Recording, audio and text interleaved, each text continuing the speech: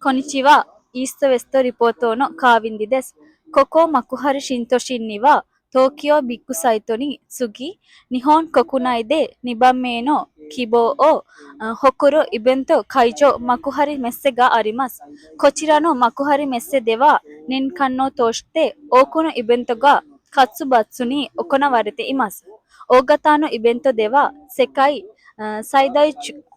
級の半導体製造装置、裁量店、セミコン、ジャパンアジア最大級の最先端 IT、エレクトロニクス、総合店 C-TEC ジャパン、チューニングのモートーショー、東京オートサロン、コンピュータエンターテインメント日本最大規模の総合展示会、日本ゲームショーなどが開催されています。それ以外にも興味深いイベントがいっぱいです。海浜幕張駅から徒歩約5分、駐車場もたっぷりアクセスの